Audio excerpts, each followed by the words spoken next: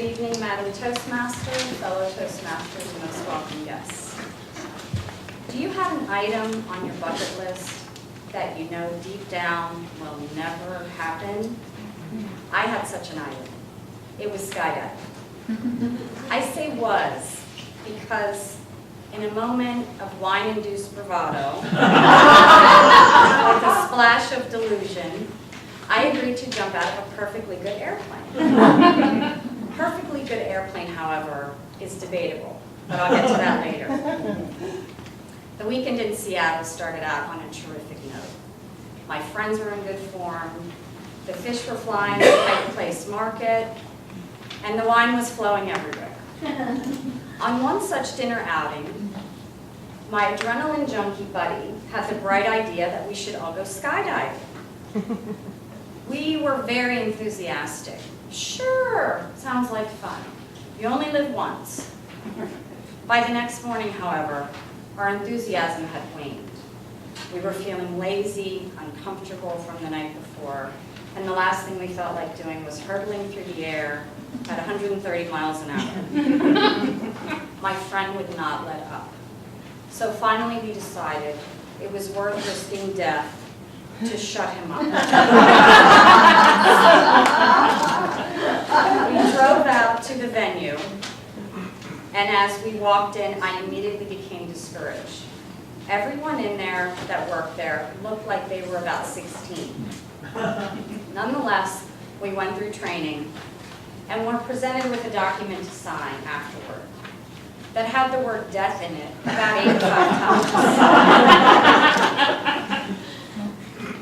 Sensing some hesitation, one of the 16-year-olds said, "Don't read it, just sign it." Which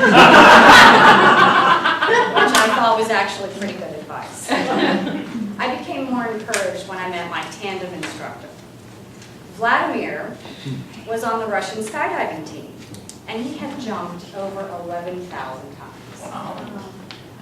We became fast friends. I began to call him Vladdy, which I don't think he minded because I figured he'd been called much worse doing what he did for a living. We suited up and went out to the plane. This plane was so rickety, it looked like something the Wright brothers might have flown. I was glad I had a parachute strapped to me, let's just say that. No one batted an eye, though. We all piled in the plane. Vladdy and I sat in the back on the floor as there were no seats. We were going to be jumping last. As the plane sputtered down the runway, the guy in front of me, who had a shaved head, turned to me and he said, "You know, it's good luck to rub a bald man's head."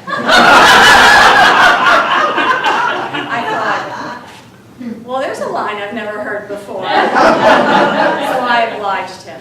I needed all the luck I could get. As we climbed through the air, Vladdy turned to me and said in his very charming Russian accent, "Lisa, how high do you think we are?" I said hopefully, 5,000 feet? He said, 1,000. I said, great. A few minutes later, he asked again, "How high do you think we are now?" I said, 10,000 feet? He said, 5,000. But I figured, I'm voluntarily falling from a plane, so what difference does it make? Just then, the pilot came on and said, "It's such a beautiful day, folks.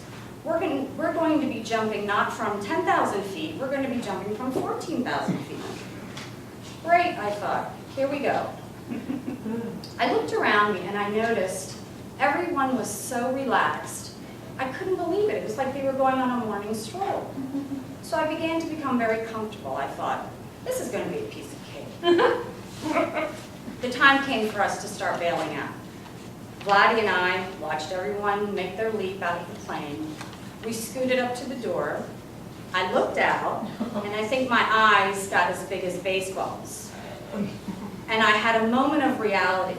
I thought, what am I doing? I have kids, I have plants, I have pork chops thawing out.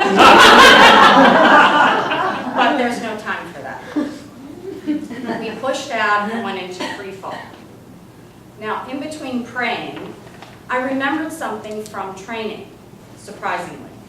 They said, don't look down, look up when your feet fall. When I looked up, it was the most spectacular sight. I saw Mount Rainier in the distance, Seattle. It was a beautiful cloudless day, and I never felt better. I did continue to pray, however, when Vladdy pulled the ripcord. I looked up, and actually, that was the most spectacular sight of the day, because the chute had opened up.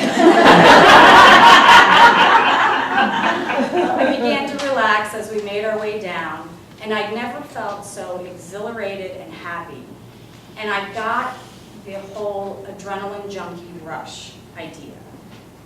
I thought, nothing will ever scare me again. And then I gave my first Toastmaster speech.